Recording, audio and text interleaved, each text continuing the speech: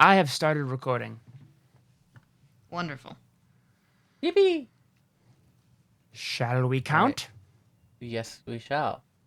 1, 2, 3, 4. 5. 6. Yay! Wahoo. Wahoo! Wahoo. As they say in the Mushroom Kingdom, wahoo. Gather round, y'all people, let me tell you all a story of something I once loved when I was a child. It's a series of books that features a bunch of little feline creatures, and they live out there in the great old English wild.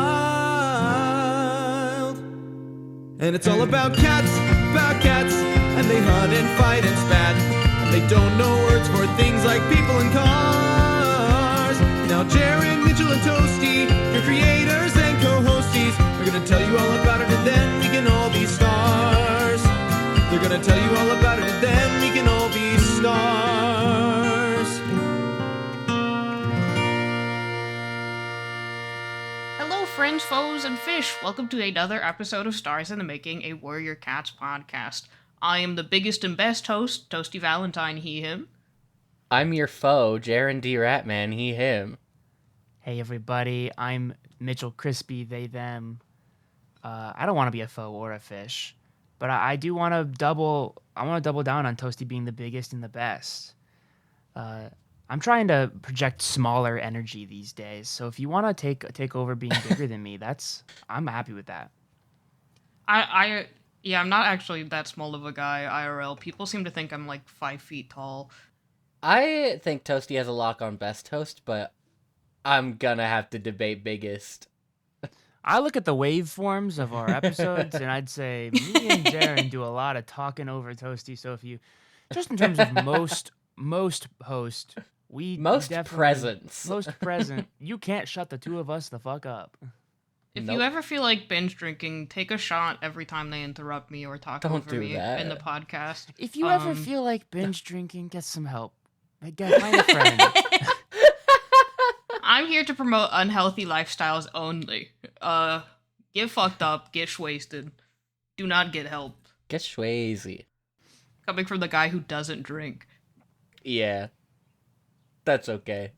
Anyways, this episode, we are talking about my favorite movie. That's right, I'm finally done being skipped over. I'm taking this podcast in my hands and I'm holding it, and I'm making you watch my favorite movie, which is the rom-com called Mista Right, starring Anna Kendrick and Sam Rockwell as the two main leads.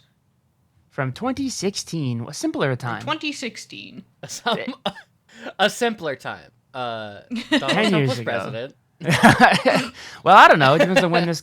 Well, yeah, I guess he wouldn't have been sworn in Depends on until the time of year. 2017. This actually came out the day he was inaugurated. No, that would have been 2017. This movie is a protest piece. No, that's not true.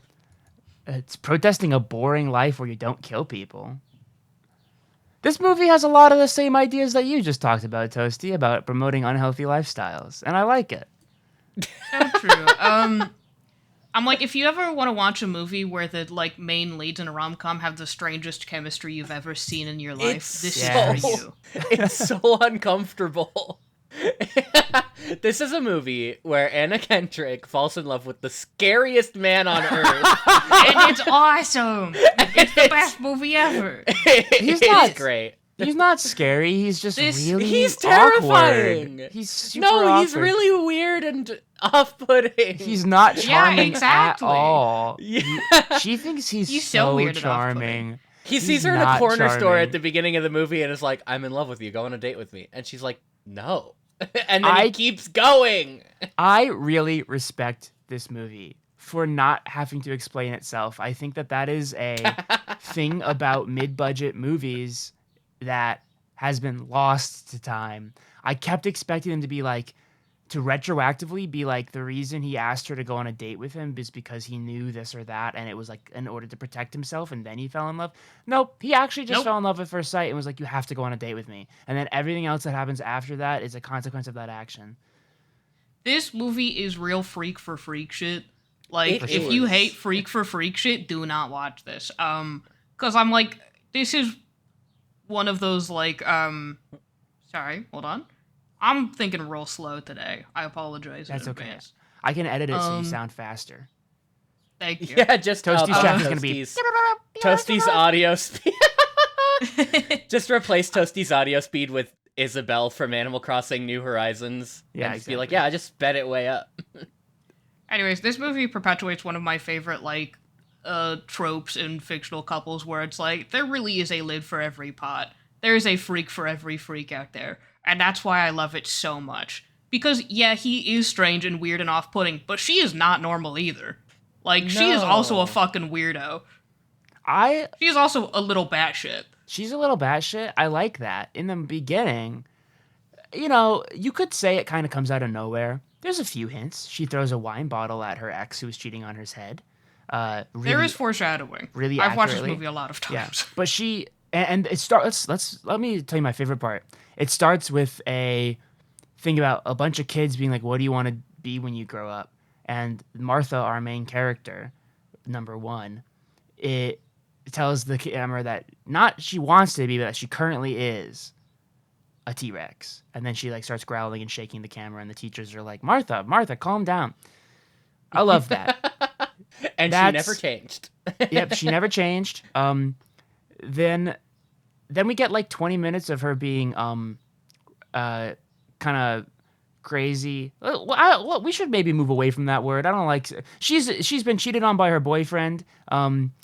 She's not crazy, but she is going through a lot, but in a very normal way. She's like binge drinking and like texting, trying to text her ex and like threatening to kill her ex and like locking herself in the closet, that type of stuff.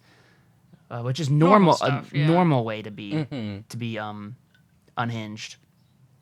Yeah, the intro of this film is cutting between her like breakup montage, the bog standard crying, drinking, then going out, and our main male lead, whose name is Francis, but he hates his name, who is a reverse hitman.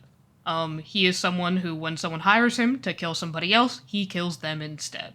But the opening is an action sequence of, like, some people trying to track him down and killing him, and him just fucking their shit up absolutely crazy style.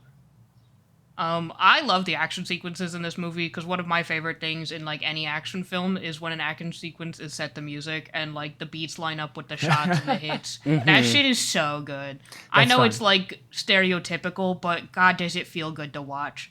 No, a little bit of kinetic editing is fun all the time. But I did think it was absolutely hilarious, this movie, being... It starts with a pretty heavy use of a song, and then immediately after that one's done, another one starts for the intro sequence. Like I don't remember what song played at the beginning, but I was like, wow. I don't remember. It's like that was like I a watched whole this 2 movie minutes like of a a week and a song. half ago. I watched it this morning before we recorded. But it's hard to remember songs. A whole 2 minutes of a song plays, like almost the entire song for the intro sequence where Anna Kendrick is getting, cheated on, and then it immediately goes into My Type by Saint Motel, which is played multiple times throughout the movie, and I was like, wow, 2 songs back to back. This is gonna be a song-heavy movie, and boy was I right. There's a lot of songs in this movie, but they make good use of it. It's good. It's fun. Yeah, one of the really funny things in the like sort of Act 1 sequence of this movie, so Martha and Francis, they quote unquote meet at a convenience store while she's buying. What is she buying? She's buying like... She's buying Band-Aids. Oh, she's buying Band-Aids because she got scratched up by cats at her roommate's job. And they run into each other, and he's like, go on a date with me. And she's like, very clearly really off-put by this guy, but he just keeps going. And then they go on a date. And the entire time they're out, people are trying to kill Francis. And he's just, like, so blatant about it, and she just thinks he's, like, doing a weird joke. Yeah. Yeah, so my all-time favorite thing about this movie is that never once does he lie to her. No, many rom-com plots are like, oh, I'm gonna hide who I am, and he's like, no, I kill people. And He's she very just thinks much- he's joking the whole time. he's very much like, this is what I do and this is normal. Like, there's nothing weird about this. This is just who I am. What is later revealed in the film that I'll say up top is he has brain damage. Like, that is a core plot point. Oh, yeah. He stopped killing people for wrong reasons because he got brain damage. And he decided to turn his life around and start killing people who hired him to kill people. Yeah. It's that is I think the cheesiest thing about this movie is just how superhuman he is / how bad other people are at killing, I guess. Like, just like, snipers shooting at him, missing because he can dance around it.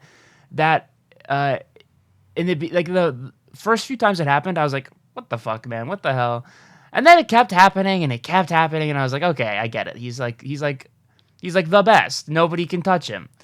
And then it's revealed, like, halfway through the movie that it's because he sees the flows of life in, like, this really this sequence that's, like, really tender, where he's, like, teaching Martha rather, about, like, how you have just to follow the way that the world's trying to push you, and it's really, like, intimate for a second. And then they throw fucking knives at each other.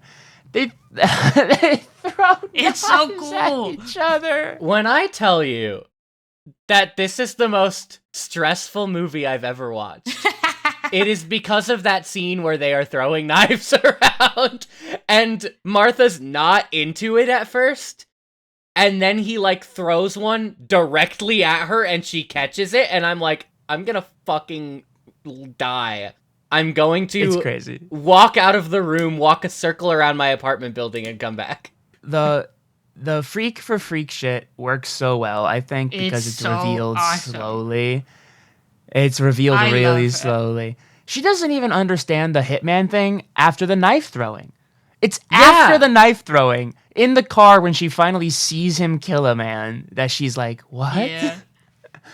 Well, there's a bit before this where she's, like, talking to her roommate, and she's like, you know what's really funny is I never learned his name. And she's like, you don't know this guy's name. You don't know anything about him. He's going to kill you. And then, like, the very next scene, they are throwing knives at each other. Yeah, one of my favorite quotes from, like, their first date, which lasts, like, 10 hours, she was like, so you chose this shirt on purpose because it looks wild. It's like a crazy button-up shirt. And he says, this was a conscious decision. I'm completely fucking bananas. Like, this is word for word what he says, and she continues going out with him. She just thinks he's being quirky and funny, but no, he actually is just completely fucking bonkers. She calls him corny. It's awesome. It's so good. This It's movie really does a good. really good job mimicking. And the thing about it is that you don't typically expect a movie to do this because you want a movie to look like better than real life. But this movie's dialogue is just, it's at real life level. Like, a lot of the things that Sam Rockwell's character says aren't actually funny. But they make Anna Kendrick's character laugh a little bit, and they make me go, and that's that feels really normal. Listen, when a pretty girl laughs, I laugh. That's all I can say. It's a completely bonkers movie with somehow the most human dialogue in most rom-coms.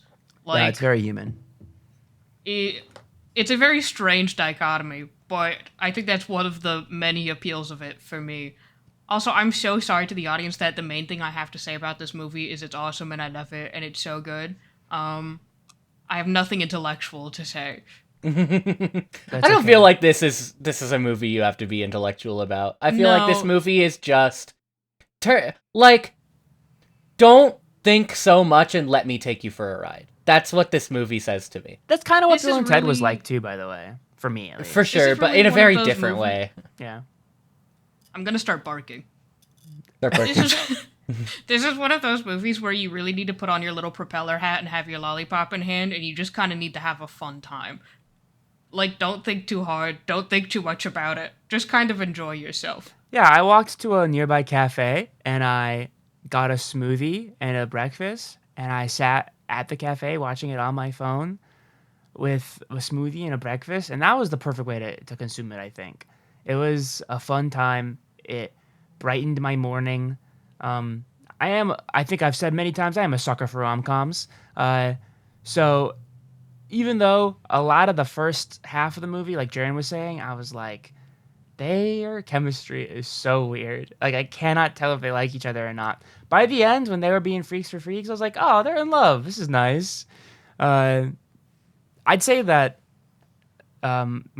it really takes the rule of not taking anything too seriously and pushes the limits with it, and that's great. Or, like, every single aspect of it has that. Because one of my other favorite things is the whole, like, oh, I don't kill people anymore except for the bad guys that hired me to kill.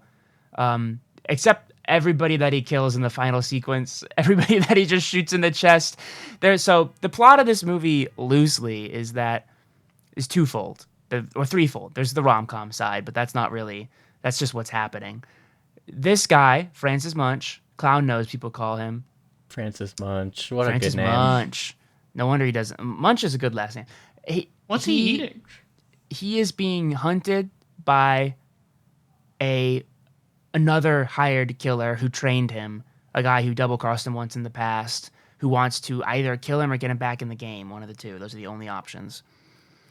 And he's got this harebrained scheme from the most comedic, cartoonish goons I've seen in an action movie in a long time. These two incredibly homoerotic guys, Johnny Moon and Vaughn? Vaughn like Don? Vaughn like the guy who owns the store Vaughn's. People call him Vinny, fucking... Yeah. Vaughn has an older brother, Richie, who is the head of one of the crime gangs in New Orleans. Crime boss gangs. I'm the big boss Bowser. I know a lot about the dark side of the world. The big boss crime gangs and their they do bad stuff. I'm gonna start like a Wendigoon style YouTube channel where I talk about crime bosses in this voice.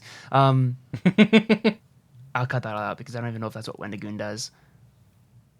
What am I saying? It takes place in New Orleans, first of all. That's pretty cool. I like that. I do love that it takes place in New Orleans and not New York City for the millionth time. Yeah. And Vaughn's older brother, Richie, is the head of this gang, and Vaughn wants Richie to get killed in a way that can't be traced to him. So he tries to get Richie to hire Francis Munch. And it all, like, basically for no good reason, it never works out that way, which all builds to a climax where, so obviously Richie doesn't know Vaughn's trying to double cross him, but in the end, Vaughn just like says it all out loud. He's like, "You're not gonna kill my brother Richie. I brought you all the way to New Orleans to try and get you to kill Richie." And Richie's like, "What do you mean?" And Francis is like, yeah, I promised my girlfriend I wasn't gonna kill anybody. She said it was okay, but I know it's not.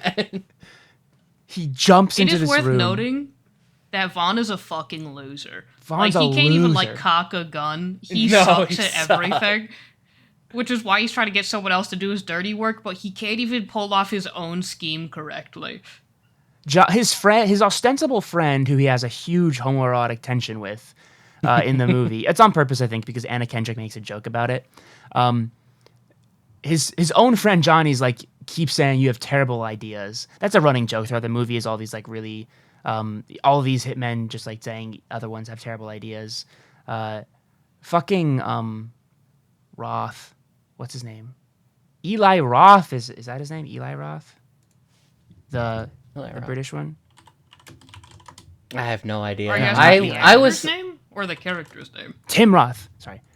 Tim Roth is in this movie, which is crazy because Tim Roth is an all-time great. I mean, Sam Rockwell's also incredible, but Tim Roth says it about some others. Anyway, my point is, the no-killing thing is really funny to me because he like kills all these goons that are unnamed, getting to Richie and Vaughn, and then he's like, "I'm not gonna kill you, Richie or Vaughn. You guys gotta work this out yourselves." And I wanted to be like, "Sam Rockwell, you just killed like 12 people. What are you doing? He hit them with non-lethal damage. He shot them in point blank in the chest. They'll walk it off. There's multiple conversations that Martha and Francis have during this like final action sequence where he's like, well, I can't kill any of these guys because you don't like it when I kill people. And she's like, no, these guys suck. Kill them. I don't care. It's great. And he's like, I know you're saying that, but then when I kill them, you're going to be like, oh, no, Francis, why'd you do that? So that's like, and then she doubles down and she says, no, and then she doubles down and she's like, no, it's cool. Kill these guys. But then the entire rest of the movie, he's like, I promised my girlfriend I wasn't going to kill. She wouldn't like it if I killed you guys. And it's like, your motivation is made up. And it's really funny. Sorry. Have you guys ever had a girlfriend before? Quick one. Yeah. Yes. And I understand the whole, like, she says it's fine, but then I'm going to do it, and she's going to be mad at me even though she said it's fine. Have you guys ever been like, hey, baby, I'm going to run through the McDonald's drive-thru. Do you want anything? And she goes, no, honey, I'm okay. I'm fine. I don't want anything. And then you're like, are you sure? Because I'll get you something. And she's like, no, really, no, I don't want anything. She's like, no, I'm trying to like watch what I eat. And then you bring out those fucking fries, and guess what? They're all gone. So, maybe he's a little right on the still trying to not kill anybody thing. Baby, I'm gonna not kill this guy. Do you want anything? No, I don't want anything. And you bring the guy home. She's like, why did you kill him? I got the sense in those sequences that was the joke. Is yeah, like the boyfriend-girlfriend stereotype dynamic applied to not killing people Murder. instead of something inconsequential. Yeah, and the joke also seems to be... That's why I thought it was really funny. And it works especially well. Like, I think there's even a world in which that could just be sexist in a regular rom-com. But it works because it's also heightening the freak for freak shit. Like, she's going crazy. She kills two people by the end of the movie, and then our final sequence... Yes, let me talk about this. Yeah. Because, like, in the last, like, action sequence, end of the movie, Martha is kidnapped by these guys, which is why he's showing up in the first place to bother killing them. And she, while tied up after getting punched and slapped multiple times, is like, listen, if he doesn't kill you, I will. And then when she finally gets out of there... good old Johnny fucking Moon is, like, monologuing, because of course he is. His name is Johnny Moon. And she loses her shit, beats him to death with a statue. She hits him and knocks him out. My favorite things about this sequence is they've been, like, foreshadowing, when is she gonna see the waves? When is she gonna become a fighter? Because Francis just sees in her this innate ability that he has to see the flows and to like fight really well because the world is like a dance to him. And she keeps like having these moments where she sees it a little bit. Like that's how she caught the knives. And it finally comes out in this last sequence and she's like dodging this knife from Johnny Moon. And then she hits him with a statue and he's like unconscious or he's like down for the count. And then she does the classic thing. She gets on top of him and she bashes his skull in with the statue and is like, fuck your stupid monologue, right? Like counteracting whatever it was that he said. Yeah. He talks about how he used to crush turtles. And she says, I like turtles, you dick, while beating him to death. Such a weird monologue. Yeah. If there's one thing that I will always love, it's when a villain is monologuing to someone who does not give a fuck. Just will not listen. Yeah. Then she ends up killing Vaughn too. Vaughn kills his brother, Richie. So Vaughn got what he wanted in the end. Richie, you know what? I'm going to take a stand here. I think Richie was a cool guy. I liked Richie. Richie's character. Honestly, he seemed kind of chill for a mob boss. He seemed pretty chill, yeah. He gave his brother a lot of chances. He had an interpreter / like therapist / like calming guy who like reminded him to breathe and count to 10 and say I'm sorry whenever he lost his temper. Richie's character trait is that he has anger problems, and he's actively in therapy for it. Funny as fuck thing it's to give, really like, an funny. antagonist. It is really funny. Again, this movie is not that long. It's an hour and a half. It's really funny. Like, we could not go into every line. There are so many good bits. There's so many good subplots. Like, if you have the time, give it a watch. Like, it's good. It is rated R, by the way. It only made me laugh out loud, like, once or twice. But, like, I was smiling the whole time because it's just got this kind of... that thing that I was mentioning of like not taking anything too seriously is a thing that I think is kind of lost because it got lost with the mid-budget movie being lost in Hollywood. And it just allows you this freedom to just kind of smile the whole time. Because there are plenty of moments where I was like, this isn't actually that funny, but I'm having a good time. Like his interpreter guy, his calm down guy, has a fight with Francis where he's trying to use karate, and Francis is like, I'll put the gun down if you don't use karate. And then he kicks him in the face, and Francis is like, that's karate. That made me laugh out loud. That's one of my favorite jokes. But then after that, there's like another joke. There's another joke where the same guy pulls a pin on a grenade, and then there's this whole sequence where he gets really anxious all of a sudden, and he's like, oh fuck, I don't want to die. And Francis helps him put the pin back and sets him down and pours him a glass of whiskey. And then the rest of that scene, he's just sitting there shakily holding a glass of whiskey. And I'm like, that's not that funny that this guy like turned out to be like really value his life. But I was like, it's a fun little moment, right? Like it didn't make me laugh really, but I was like, it's still funny. That part had me dying. And a part of me was like, there's no way. Do grenades actually work like that? Yeah, they do. Yes. Because I thought removing the pin like caused some kind of mixture that causes a chemical reaction. Removing the spoon, the part that like if you're holding the audience, how fun is it for us to describe how grenades work to you? Describe to me. Explain like I'm 5. How does a grenade work? Go ahead, Toasty. I'm gonna do the visuals while you talk about it. So you have to like hold the grenade, this makes for right? great podcasting. You have to hold the grenade because when you release it is when the mixture starts going. So as long as he is holding it and puts the pin back in before he releases the lever, it will not explode. However, stupid as fuck thing to do inside a building. Why the hell did they even have grenades? I mean, the reason that it didn't really land for me is because, you know, I like the way that the action in the movie is like very loosey-goosey and like, you know, he can just do whatever he wants. He's very powerful. That's fine because it allows for a fun time. That type of action doesn't lend itself well to comedy for me, just because I don't find it super funny. And that's why this like, because the realism of it, it's like very unrealistic. This guy's supposed to be like a big mob boss. He should probably know that he's fine until he drops the grenade. Like, why does Francis need to tell this guy that he's fine? He's still holding the grenade in his hand. He has the pin in his other hand, and it takes Francis to tell him. Like, all Francis does is like remind him that he can do this, really.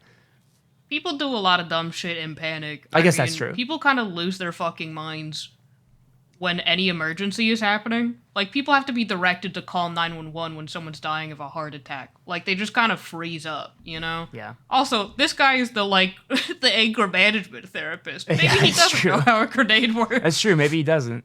I can imagine just like the writers or directors or whoever came up with this scene just thinking the visual of a guy pulling a pin on a grenade and then immediately getting so scared. And he's basically crying. Really, really funny. And it doesn't matter how we go about doing it, we need to film this scene because just that visual of like, pop. Oh, fuck. Oh, God. Yeah. He does say so. Francis says, why do you have a grenade? And he says, I don't know. He says, I don't know why we have grenades. It's really fun. Who is the other guy? The guy that they Steve. gave the Civil War era shotgun That's the best to. character in the whole movie. That's great. Steve is one of the subplots. He is like, they hire a bunch of goons off of Craigslist, by the way. This is a joke in the movie. They hire guns for hire off of Craigslist. A funny as fuck place to get guys to shoot guns for you. Just a funny as fuck place to get guys. And, like, initially they're, like, going to go raid Martha's apartment to try and find him. This is before the ending action sequence. And they give this man named Steve the world's oldest gun. They call it a World War II era shotgun. That's what it was. World War II era. They call it the Elmer Fudd gun. Steve says all this to complain about it in a very funny sequence. Yes. Steve is such a realistic, funny character. And then Steve is in a fight with Mr. Man, Mr. Francis, and he does get a shot on him. And then Francis is like, is this worth it? You know, they don't even seem to value you. And he's like, you know what? I don't give a shit. I don't get paid enough for this. And he just leaves. It's so odd. I love the, like, rapport that they develop so quickly. Yeah. Francis not killing people. Steve shoots him with the gun, and they just, like, immediately click. They're like, what the hell was that? And he's like, I don't fucking know. And they're like, that's a crazy gun they give you. He's like, I know. You're too good for this, man. What are you doing here? It shoots like there's literally a slow-mo scene. So the other thing that I like about it is they set up that Steve is like way more competent than the average goon that Francis has been taking out, because Steve gets like a punch in on him and like kind of dances back with Francis in their fight, which is like the whole thing. Francis is like a dancer. Like he dances around a lot. There's lots and lots of sequences of him dancing. They call his fighting like a dancey style, right? Which is why nobody can ever hit him. The Steve guy just kind of like naturally kind of dances with him a little bit, gets a few hits off. That's why he's able to sneak up on him multiple times in the movie. He's like one of the only people that can get the drop on Francis.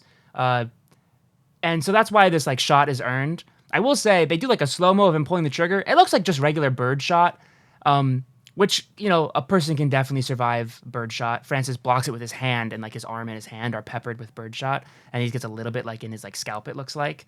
But it's still a normal thing to shoot birdshot. It would definitely kill a person at close enough range. You should not. Don't go playing around with birdshot, people.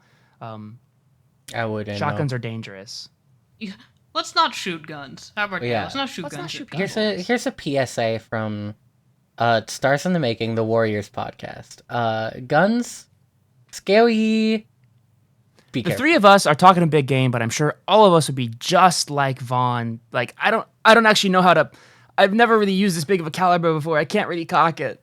I'm like, I have shot a gun before, but it was a revolver. So yeah, ain't no way I know what the fuck is happening. Nah.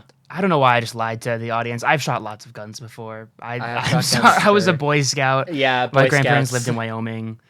I grew up in the Midwest. I don't need to speak too much about my past, but I've a very Midwestern dark and family. Mysterious past. Call Toasty Richie now.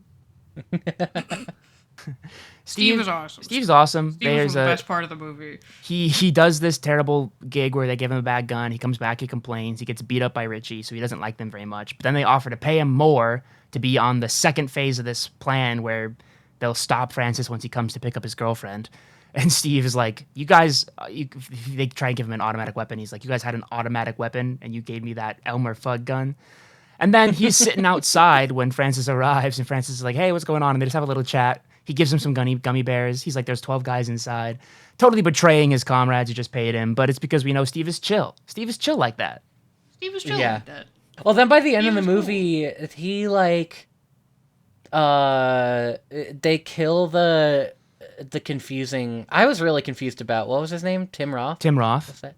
I was really Tim Roth's confused about actor. his character. Hopper, yeah. Yeah, the actor. So, I was really confused about his character throughout the film until like about the end. They used to work for an organization that they killed people. That's what they did. The Hitman organization.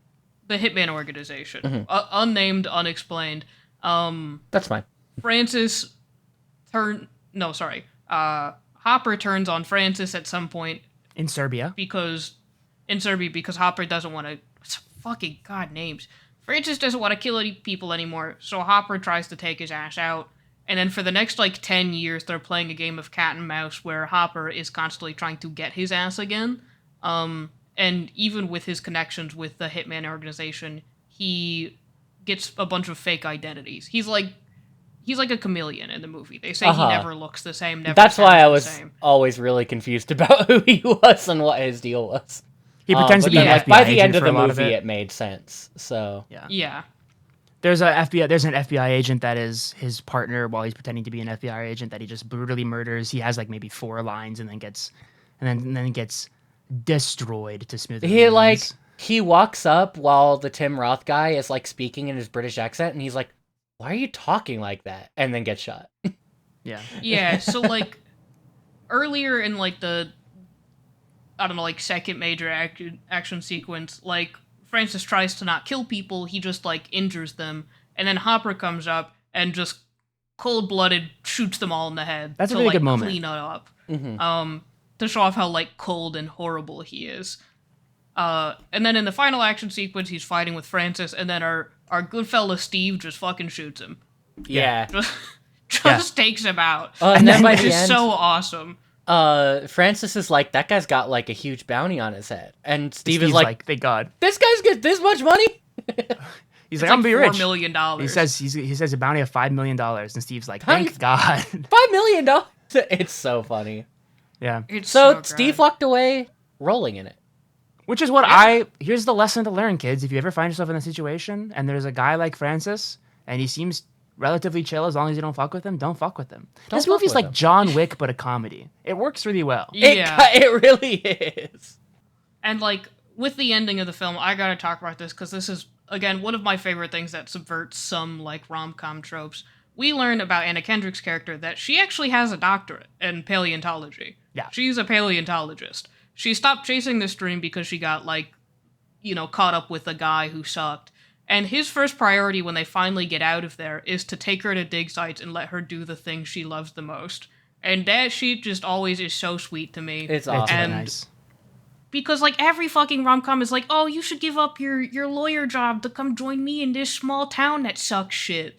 And he's just like, Sell hell yeah, Christmas baby, I'll take trees. you wherever you want to go. It's so cute. What Yeah. do people who sell Christmas trees do for the rest of the year? Grow Christmas trees. Um, Dumb motherfucker. That's usually sorry, their that's me. winter thing. They're just usually regular farmers during the summer. I will say Fall. about the ending. It works really well. They're traveling the world. They're in Vietnam. They're like making a cute little decision about where to go next for paleontology stuff. And then, of course, they're still being tracked. There's a sniper trained on Francis while they sit at their table in this like cafe. And then through the sniper's lens, we see this final sequence. He's talking on the phone or on the comm, trying to get to his buddies, be like, be ready to grab them once they leave. And then he sees him take out a pen. He's like, what the fuck is that? Is that a weapon? And he's writing something. And he writes in expo marker on the tray for the food that they're eating. It's and he holds it lipstick, up, actually. or whatever it is, lipstick.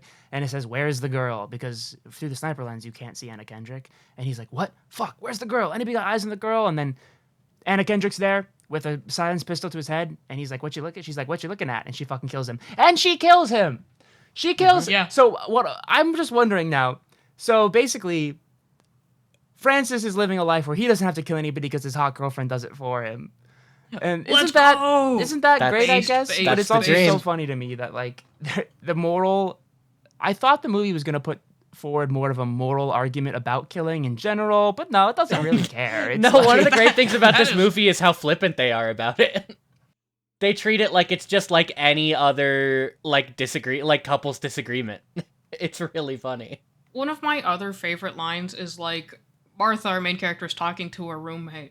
And I love it because in most rom-coms, when the main character goes, I think I'm already in love with him. Is that crazy? They go, oh my god, no, girl, you're so right for him. And her roommate goes, yes, hard yes. you don't know his name. That is fucking bonkers. I think that the other, like, I keep just going back to mid-budget movies, and I know this probably isn't interesting to anybody else who doesn't care about the film industry as much as I do, but I like care. mid-budget We movies, care. yeah, I'm glad you guys do. They're a treasure for so many reasons. And another thing in the vein of like not taking anything seriously is how many just like small side characters don't, like, they get built up just enough and then they're just like, Steve kind of counts. He's probably the most well built up side character. All of the major mob bosses like Johnny, Moon, Vaughn, and Richie, they count also. Tim Roth's character doesn't even get that much development, but he's still interesting. Her roommate is such a good friend, and I guess they just leave her forever. Like, Yeah. she's out of her life, but we She's don't better care. off. The movie doesn't care. Yeah, Anna Kendrick turns out maybe a little crazy. Yeah, for her safety. Hey, at least it was a gay best friend that just gets written off, or like the sassy black friend that they just throw away. At least they Absolutely. did this to a blonde hair blue-eyed white woman. I think we should start. Finally. I liked when you almost left it at white to a white. I think we should start saying To a that. white. But my other favorite, I think that this movie really ramps up when the FBI agent, the real one, and Hopper, as a fake FBI agent, go to Anna Kendrick and her roommate's house and tell them about Francis. And then there's this whole sequence where Anna Kendrick's like, what am I going to do? And this is when the freak for freak really starts coming out because she's like, maybe I'm okay with this. Francis comes to the house and incapacitates Hopper pretty easily. Doesn't kill him, just knocks him out. then is trying to have a conversation with Anna Kendrick, and the roommate's just like shouting in the background, like, you gotta get out, like, you brought a dead body into his house. And he keeps He's going going like, to kill I'm us. gonna shoot you in the armpit, and then turning to Anna Kendrick and being like, I would never do that. And I'm like, and this at this point in the movie, I was like, oh, it finally clicked for me. The whole movie. And then at this point, it finally clicked. He's actually crazy. He's crazy. Yeah. How many He's times crazy, did he need and he's reining himself it to in. say he's bonkers? I was Anna Kendrick. I thought he was half joking. I thought he was like, yeah, I know it's crazy that I kill people, but I'm just being funny about it. Like, I knew he was purposely not lying. Like, I got that point. But I thought he also was like, ha ha ha, I'm crazy. When really what it was that he, like, had a moral code. He actually but just he- is that flippant about it. Yeah, you can see him Yeah. being like, I'm going to shoot you. I would never do that, I promise. And it really clicks at that point. From there on, it's just a balls to the walls fun time. Well, the moment where like Anna Kendrick finds out that like he wasn't joking or lying, like this wasn't just a bit he was doing, is when he someone tries to hire Francis to kill somebody. I don't remember. I watched this movie so long ago. So It's like the bridge thing. it's the Goon Brothers. They're trying to get Richie to hire.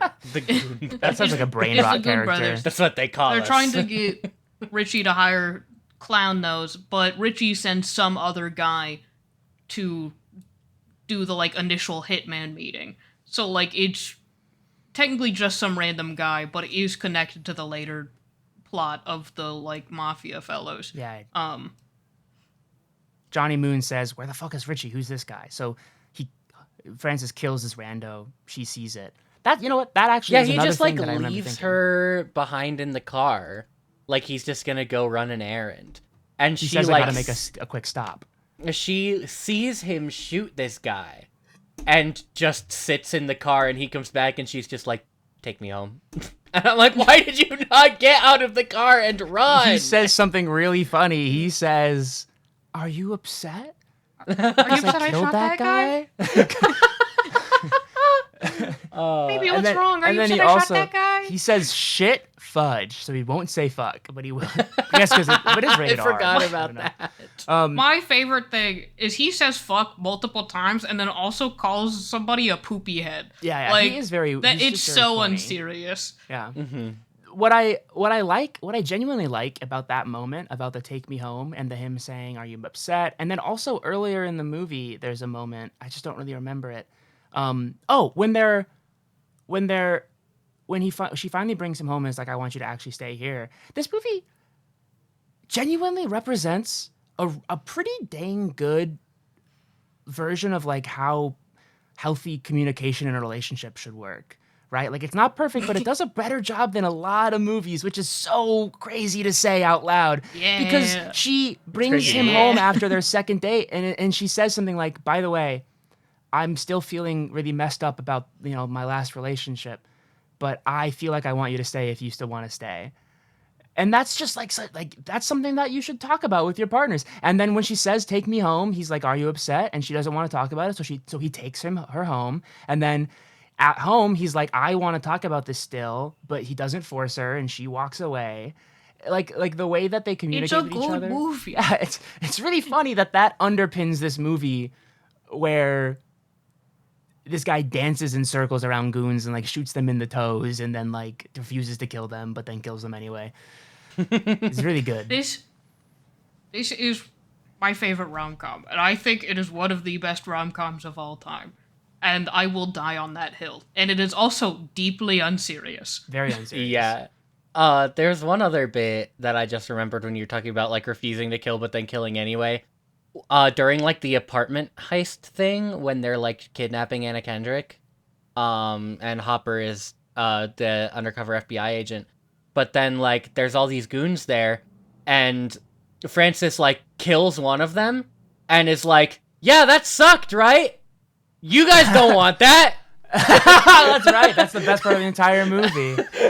He says something along the lines of, so you guys see how I can basically kill all of you from right here, right? Anybody just want to go home? And one of the Craigslist guys puts his gun on the table and walks away. He And goes, "Fuck Bond's this, like, man." what the fuck are you doing? Which is, I think, the attitude that any John Wick superhero style gunman should take. It's very fun. Fuck that, dude. He just killed that guy with a paperclip. I'm out. Oh, there's a really great look up the Studio C Jason Bourne sketch. I haven't watched it in a very long time, but I remember it being very you've got funny. homework. You've got homework. One of my other favorite jokes from this, it's such a stupid joke, because they're on their date and she goes, "So, are you like opposed to casual sex then?" He goes, "Well, I usually do it naked. I don't know how more casual it can get." That's a joke that's not funny, but I'm having a good time. It's so good though. He follows it it's up with an even terrible. less funny joke. He says, one time a girl wanted to have formal sex. I had to wear a tux. My bow tie got all wrinkled. It was very sweaty. That's even less funny, but I'm having a good time. Thanks. Thanks, Francis Munch. He's a corny guy. He's corny and he's fucking bonkers. It's great. I was watching this like on Monday, just like giggling and kicking my feet. You know what I wanted to say though?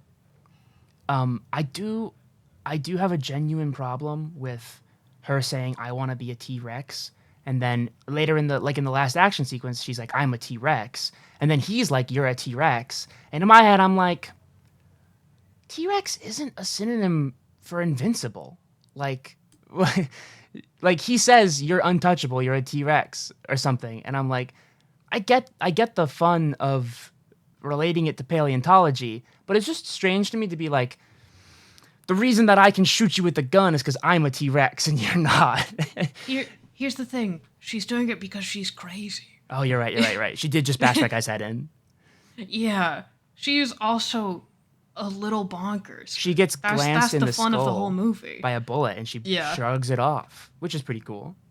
I am for that, though. One of my favorite rom-coms of all time, and this is probably because I lean more on the calm, I think, in this movie, is Game Night, if you've seen it. They're already in Yes, love. They're already married. They're already in love. But like it's about rekindling their relationship. And then at one point, Jason Bateman's character in that movie gets shot in the arm, and it's really not a big deal. And so I am okay with that. I think that's a fun plot point. Yeah, this was a good movie. Oh, that mister, he's so right. Yeah. Everybody's final thoughts, if we have any. Final opinions. Which one was Mr. Right? Steve is the most right. Cool guy. Steve is the most right. Steve is the most correct. He's Mr. Right. It's very bold of them that in the beginning, Francis, the first person we see him kill is a woman. That's a win. Win for women everywhere. They can also be evil. Yeah, women can be evil too. Diversity win. Women are evil. Win. Diversity win. He's wearing the dumbest purple suit I've ever seen to do this hit. It's velvet. He looks great in it though because it's Sam Rockwell. I love Sam Rockwell. Yeah, those are my thoughts. He chooses to wear crazy clothes. It's a conscious choice. He's absolutely fucking bananas. He's totally fucking bananas. Obviously, I love this movie, and every time I like bring it up to people as my favorite movie, they're like, "Oh, like who's in it? I've never heard of it." And I'm like, "It's Anna Kendrick and Sam Rockwell," and they're like, "How have I not heard of that?" And yeah, like, I don't know. This was also this wasn't necessarily at the tail end of Anna Kendrick's popularity. I'd say this was like 2/3 of the way. Pretty in the middle of it. Pretty in the middle of it, yeah. So I mean, she crushes it. She's charming as ever. Sam Rockwell. The thing is, Sam Rockwell's character is so fucking weird that like that's why it felt that way that you mentioned, Jaron. But for what he's given, he is doing a very good job because he's Sam Rockwell and he's great. I mean, like, for the sure. things that he says. The crazy uncomfortable stuff was not like a criticism of this movie. It just is how I felt in that moment. Was that this man, from Anna Kendrick's perspective, is so scary.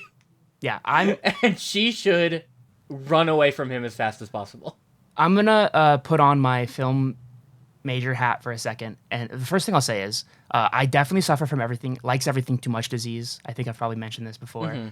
For sure. So I do genuinely like this movie. It has a 49% on Rotten Tomatoes or something, like a basic 50. I'd say it deserves a little bit more than that. I'd say it's like this is a solid like 6 out of 10, 60% on Rotten Tomatoes movie. And I'd say for me, one of like the reason that it is that good is just because like the performances are great, the jokes are great.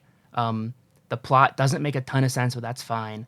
The reason I bring this up is because specifically the first third, I think Sam Rockwell plays a lot of the dialogue, and there's no way for me to know this. You kind of get a sense when you watch a ton of movies and you've worked in the industry. He plays a lot of the dialogue as if he's improvising it. I doubt he is because of the consistency of his character. But like I think that if he played it more straight and didn't like kind of he kind of throws away a lot of lines, like a lot of the delivery is very improvised, even though I don't think the dialogue is. I think that really saves it. It really makes it feel so natural. And that makes it because otherwise, like if this was more of like a movie where it felt like he was reading lines, I think I would have been so distracted the whole time. Like, who wrote this? He's so creepy for the first third. But then it gets into the action and it's really fun. I think that flippant nature also makes him come across as a little bit more charming. I think in that initial interaction they had, he was so incredibly scary. Oh yeah, it's one of those things where like I love it and I love the movie, but if anybody ever approached me like that in real life, I would mace them. Yeah, like 1,000,000%. It's attractive in a film, but dear God, never take like relationship or flirting advice from this movie. Yeah. 100%. Like, I highly encourage you to find your freak, because there is a freak for every freak out there. Now, I will say, this is how I find friends. I'm exactly like Sam Rockwell, basically. If you're not hitting on people and you're just being like a weirdo in public and like I strike up conversations with people at supermarkets all the time, and I say weird, funny stuff. Like he has a line where he has sunglasses on, and she's like, "You didn't buy those yet?" And he's like, "I didn't buy these yet." And he turns to the clerk and he says, "I didn't buy these yet." And the clerk's like, "No." And he's like, "You caught me." Like that's something that I would absolutely do, but not in the context of hitting on somebody, just in the context of talking to a stranger to make a friend. Yeah. It's so weird. I used to have like such crazy social anxiety, but perhaps it's just like aging. Perhaps it's like streaming has done a lot for like my confidence and ability to talk to people. But like I talk to strangers in public all the fucking time. Like I'll just chat with whoever. I'm like, I love leaving a doctor's appointment and feeling like I got a good grade and being friends with the nurse. Like that's what life's all about. You and I connect on this, Toasty. And you know what? I'll say, yeah. Those people are lucky to have interacted with you because you're a joy. Oh, thank you. Mitchell is playing around with a knife right now, and it's making me feel the same way I did about Sam Rockwell. Call me Johnny Moon. Stop! I can toss incredibly attractive. I can see You're the way scaring me. I can see it. Also, I have to say, I love that we all picked out movies that very much encapsulated who we are as individuals. Like, I know that's just how favorite things work, but I feel like we all did a phenomenal job of really just like picking a nice experience where if you want to get to know us better, you have to watch that thing. Yeah, for sure. Yeah. Like, absolutely. This is a good trilogy of movies to watch. Yeah. Yeah. I can't wait for the series we're gonna do on everybody's least favorite movies. Oh my God. I think we should do that for Patreon. I do have movies funny. I want to bitch I about. don't want to be a hater on the main feed. Oh, I meant like... In general, I'm also an enjoyer, except for apparently Bill and Ted, which I thought was okay. RIP. Yeah. There are very few movies I dislike or even hate, but there are some. I guess that's true. We should do hate content on the Patreon. I was thinking more like movies that... When I think of my least favorite movie, I think of a movie that I like sit and watch, and then we come to sit in the podcast, and I'm like... So I next watched time, that see movie. you guys next time. Yeah. Yes. I did watch that movie. That is undeniable. Like some of like the 4-hour like historical movies we watched in film school, where I'm like, I get it, but I can't. Actually, if people want to know my least favorite rom-com, it's You've Got Mail by a long shot. Really? I don't know that one. I did not fucking get at all why people like that. Like, he's just kind of a dickhead the whole time, and then he's like, and it was me, by the way, in the emails, and they go, haha, okay, yay. And that's just the end of it? Like, I didn't get it. I didn't like it. I don't know why it's in everyone's, like, top C movies or rom-coms. I would say I get what you mean. I am predisposed to like it more than I should because I love the source material it's based on. It's based on a book, The Shop Around the Corner. And then but it's also based, but that book also has a musical based on it, which is incredible. and you should definitely watch that musical if you like music. Okay. It's I should called watch that She musical. Loves Me. It's got, Oh my god! They're doing She that Loves at my Me, yeah. school. oh, you've got to. It's I so will be good. seeing that It's because I have a lot of friends in it. It's a fantastic musical. The All music. right, I in it's just great. probably peaked my mic like crazy. You just like said "She Loves Me" and it like jump scared me. Yeah, it's So a I'm great like, oh, musical. I know that musical. And so the concept Kind like of. has some weight to I me. know I it saw the exists. movie after I was in the musical, so I already liked the idea. You guys, You've Got Mail has a 6.7 on IMDb and a 69% on Rotten Tomatoes. This might That's be crazy. the most awesome movie of all time. I can't believe it's rated better than Mr. Right. Fucked up and evil. The only thing that would make it better is if it had a 4.2 out of 5 on Letterboxd. Unfortunately, it's 3.6. Oh, you know what I do want to say one more thing about Mr. Right? I appreciate in theory the whole he's a dancer thing. I did get I was laughing a little at the movie, not with the movie, at how every single time, I think, you can prove me wrong if I go back and rewatch it or if you have a moment, I think every single time they're in a combat sequence and they want to show that he's quote unquote dancing, they full cut to like obviously somebody else's feet. Like, or not. They do that so many times. Yeah, and didn't I think just about like that. I get that it's hard, but I would have appreciated if once or twice I didn't have to see them full cut to feet dancing.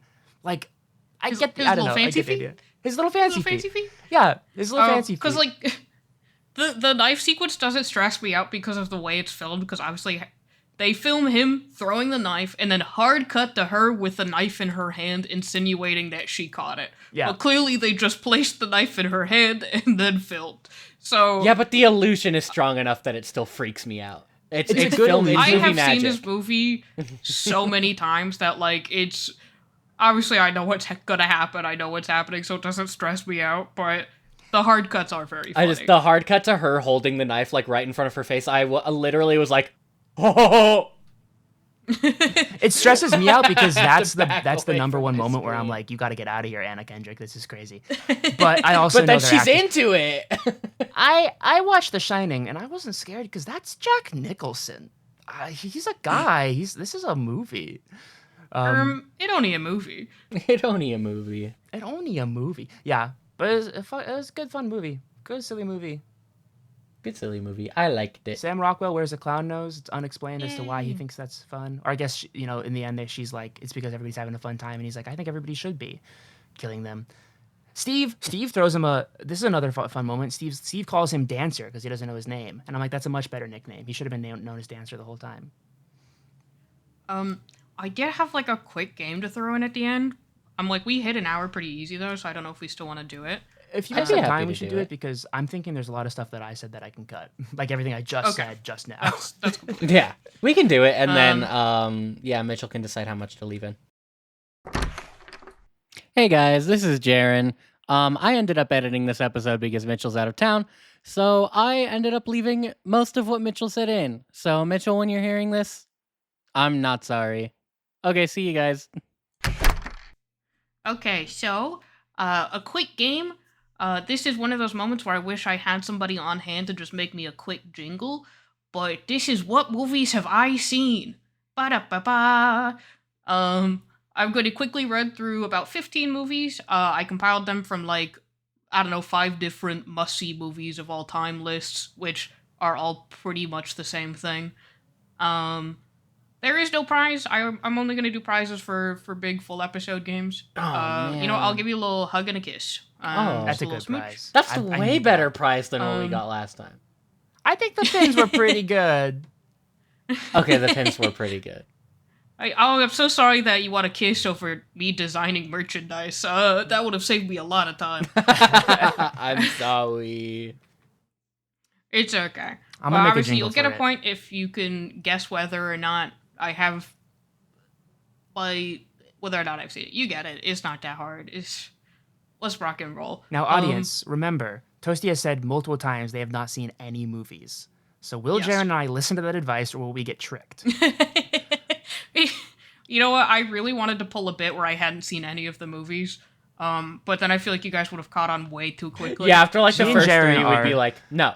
Yeah. No. Me and Jaron can No. see through bits pretty well. It's Yeah. Okay, number 1, Shawshank Redemption.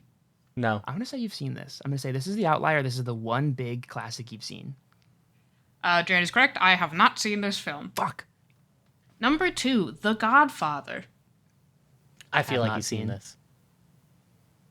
Mitchell, you said not? Not That is correct. Damn. you. Number 3, 12 Angry Men. I'm gonna say Yes. you have seen this. That is correct. I had to watch it for... It was like a sociology class or something. We Okay. did like mock trials in class, and they wanted us to watch 12 Angry Men. That's not a good movie for that. That's like it's a great movie, but it doesn't have really anything to do with. Should have mock you watch trials. an Did Ace you like Attorney it? playthrough I instead. love that movie. Oh, I loved that movie. I haven't seen it since like the 6th grade, but I did love it. It's a good movie. Number 4, Schindler's List. No. Could be another school one, but that's a pretty heavy school watch. I'm gonna say no. I don't think they would make you watch Schindler's List in school. That's intense. That is correct. I don't even know what that movie's about. It's It was about- just on every It's list. about Nazi so I added Germany, it. isn't it? Yeah, it's about a guy's last name Schindler who works a factory in Nazi Germany and I'm so sorry. saves the Jewish people who work for him. Number 5, The Birds. If you've seen The Birds, I'll eat my hair clip. I want to say you've seen the birds and Mitchell's gonna eat their hair clip. I have in fact seen The Why Birds. have you All right, seen Mitchell. The Birds? Get chomping. I saw it in English class. For some reason, out of every Alfred Hitchcock film, my teacher decided to show us The Birds. Mitchell is putting It's their hair bad. clip in their mouth. It's really uncomfortable Wow, to yep. watch. I Oh, Good I audio. could not believe. Good audio. Okay, next question. it's not going down smooth, audience. I'm taking it out. Number 6, Pulp Fiction. I wish you'd seen it, but I'm gonna say no. I might have been thinking of this when I said that you hadn't seen a different one whose name I already forgot. So I'm gonna say no. That is correct. I have not seen Pulp Shawshank Fiction. Redemption. That's the one I was gonna. That I don't know why, but in my mind, I get those movies mixed up. Pulp Fiction, I mean, Shawshank don't they- Redemption. No, not the same number of Don't they syllables. both have Do they both have Samuel L. what's the Jackson in actor's it? name? Samuel L. Jackson. Maybe that's why. No, Samuel L. Jackson is in Pulp Fiction. Morgan Freeman is in Shawshank Redemption. Well, don't I'm we so look sorry. terrible? Uh-oh. Number 8, Jaws. Neither of you have seen Shawshank Redemption, so Oh, fuck. I skipped 7. Hold on. Number 7, Rocky. I want to say yes. I think you've seen Rocky for some reason. I have seen every single Rocky film. That so seems That is correct. That right. seems so right for you. And my question is why? My father sat me down and forced me to watch it. Thank you very much. Did you enjoy the I've process? also seen... I remember my favorite one being the 4th one, I believe. I've never seen where they any go to Rockies, Russia. so I believe you though. I haven't seen any of them. And I've seen the first Creed film as well. I love Michael B. Jordan, no relation. Number 8 on the list, Jaws. No way. I haven't No. seen Jaws. Yep, that's correct. Damn, we're pretty good Wow, at this. you guys at least know me somewhat. You know that I don't watch movies. But I'm doing this purely on vibes. I feel like there are some that you have mentioned not seeing. Like, I feel like I'm pretty sure you've mentioned Yeah. seeing every Rocky movie. Maybe? I feel like you had mentioned I'm not not seeing sure. Shawshank Redemption. That's so funny. We're making this up. I don't know if I have. I think you're making shit up. I might be making shit up. Audience? 9, The Princess Bride. Ooh, I'm gonna say yes because I hope you've seen it. Good movie. I'm Very gonna good agree with Mitchell. I'm gonna say best movie on this list so far. I have not seen The Princess Bride. All right, gotta we're get watching on that that. for the next movie review. Good movie. Yeah, that's what everyone says. You know, you really stick to your guns, just like Francis. Yeah, the issue is I don't know if I've talked about it before on the podcast, but every time someone says to me, "Oh my god, you have to see this," it adds like a year to the timer of the amount of time it takes until I will That's so watch it. fair. So there are many movies like this. See, that type of attitude of like not wanting to do stuff that somebody tells you to do reminds me of one of my high school choir teachers telling like a small group of us kids, like, you know, the cool kids who are friends with the choir teacher who like stay afterward and stuff and do the extracurricular choirs, She once told us, "I hate when you guys tell me to do something, because then I don't want to do it." And we all looked around at each other, and then we were like, "That's pretty childish. Why do you do that?" Like and she was like, "Shut up! You can't say that to me. I'm your teacher." And we were like, "No, we're just saying, like, we have good ideas." That's funny. She was like 25. Number 10. Dead Poets Society. Yes. I don't think you've seen it. I have, in fact, seen it. Damn. I had to watch it for English class. I gotta be thinking more about what they force you to watch. I feel like Dead Poets Society is a movie that, like, all people who study English have or yeah, should I'm like, that's see. some English major shit. Yeah, it is some English major shit in the nicest way possible. Yeah. Number 11, The Truman Show. Oh, yes. I think you've seen it. I At least feel you like know you- what it's about. Because I think you've referenced it. I feel like you reference it a lot. Not a lot. I think you are making shit up. I think you've just mentioned it. Maybe what you've mentioned is that it's another movie people tell you have to watch, but like all I remember is hearing the words Truman Show. I'm gonna say no. I have, in fact, seen it. I had to watch it for a psych class. Okay. So, What kind of education? They're making you watch a lot of movies. I mean, Hey, I think what's more telling is the fact that the only time I watch movies is when I'm forced to. Yeah, I watched Catch Me If You Can in my high school government class. Make that make sense. That's so funny. What is that? But I don't think I've ever mentioned this before, not to you guys. Like, I only ever mention The Truman Show when I talk about how bad it fucked me up. Oh, like, dang. Because I have issues with paranoia, so I never want to watch that movie again. It's very good, but I need to watch it. I'm good on that one. Yeah. You get the idea. Yeah, I've seen it. That's good enough. There are lots of movies like that where you watch them once and you're like, that's good. I don't know if I ever need to watch it again, but... Mm-hmm. Anyways, 12, Fight Club. No. Haven't seen it. I'm gonna say yes. I have not seen it. Damn. Phew. I have read an advice book from the author of the novel, but I've not watched the film. That's very Okay. funny. You're Yeah. the only person. I still have that book, and I still think it sucks. Anyways, I don't agree with most of his advice. Yeah, I think most people don't these days. 13, The Matrix. I'm gonna say you haven't seen it. I'm gonna say you haven't. That is correct. Yeah, just... I've technically I really seen watched this it movie. because the directors are trans, and so I'd love to watch it because it's an allegory, but Yeah. still haven't gotten around to it. I've technically watched this Just- movie, but I did not pay much attention to it, so I effectively haven't. Yeah. You should also watch the Wachowski sisters' other fantastic movie, Speed Racer. One of my favorites. Okay, 2 left. 14, Goodfellas. This I is don't the think you've seen evil Goodfellas. 12 Angry I haven't Men. even seen Goodfellas. 14 Goodfellas? That's just it's the about opposite bad of 12 fella. Angry Men. Oh, I see. Uh, They've got an advantage because they got 2 more guys. I did genuinely think the movie was called... I did genuinely think you were asking us about a movie called 14 Goodfellas. When you earlier Which is when now you a said movie I wanna 7, I make. thought you meant the movie 7. I'm gonna say no. This was a trick question. I've seen half of Goodfellas. So you've seen So- 7 Goodfellas. You've seen, I've seen 7. 7 Goodfellas. You've seen Goodfella. The other one didn't get there yet. I've seen a mediocre fella. Okay, last one. The Breakfast Club. Yes. Yes, that's a movie they make you watch in school. Yes, and it's not because of school. Again, it is a movie my father made me sit down and watch. I watched that one in That's school. crazy. That's interesting. I should do like the next time we do trivia, I should do like here's 20 movies I watched in school and you guys have to guess. Like you guys have to fill in as many as you can because some of them are a little silly. If I don't think I remember enough about what I watched in school to know that, unless you mean like my film school education, because those are all, that would be like a very long list of serious movies with real theory behind them, but it's less fun. But if I did that, I think I'd have Gattaca on there 4 times. Here's a sneak peek. Monty Python and the Holy Grail is on the list of movies that I watched for school.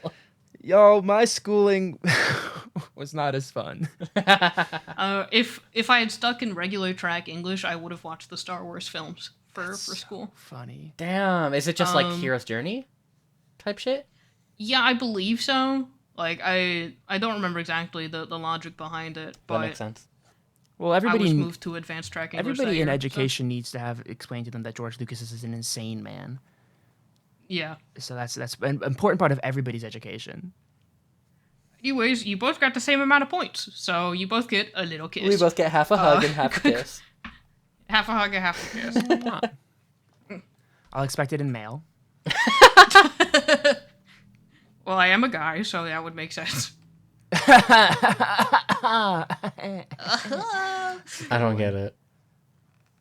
To quote Anna Kendrick, "You are the corniest person I've ever met." I think she says that in the movie. Oh, in the mail. Oh, I get it. Oh, I still don't get it. Oh! No. I love doing that bit. Thank you for showing us your favorite movie, Toasty. I'm glad Thank you that guys we for got watching through all it. 3 of ours. Movies are very important to me. Movies are like books that only take an hour and a half. And all you got to read is the subtitles. Unfortunately, you do have to read the subtitles because I can't hear anything. If you're watching a movie with me, we're gonna have subtitles on. Yeah. I really... honestly, Oh, go ahead. look, can I complain for a second? Yeah. Some movies audio balancing nowadays are just Oh, so it's dog balls. shit. Audio Like, balancing it's- has been dog shit for like the past I don't even know. I don't know what the deal is, but I hate watching anything with bad audio balancing. It drives me up a wall. I think the reason that it drives you up a wall is because it was like industry standard for so long, and we're gonna cut this from the podcast, but I just want to rant for a second. People know how to do it still. It's just that budgets aren't going the way that they should be. Production styles are changing in a way where like they don't always capture audio as well as they should anymore because you're in a huge green screen. And anyway, yeah, this movie had pretty good audio balancing, and it wasn't too dark at any point. There were lots of points where it was supposed to be nighttime, and I could still see everything, and I was like, I love that. A movie that's Thank well God. lit. You can tell it was made in 2016 Yeah, absolutely. It's You can just tell. because I can see that shit that's What's- going on. What's the deal with movies and having the music loud as fuck and then the dialogue is so quiet? Like, what are we supposed to... I'm just constantly, like, moving the volume slider up and down. Yeah. It's so much work. The music can be We loud always when end up there's no complaining about the movie industry when Yeah. we do these. There's a lot to But I complain feel like about. that's fair. I genuinely love getting to know my friends' favorite movies because it makes me feel like I know them better. And I had a good time with this series of 3. I hope that we find a fun time doing more of these on a more sporadic basis, probably because we don't want to be watching movies so often. But we can, every now and again, if we find one that really feels appropriate or if we all really want to watch it for some reason, we can do that. And I'll make sure to make those my priority instead of forcing Toasty to do their own favorite movie episode because of things getting out of order. It's Yeah. okay. Anything you guys want to plug?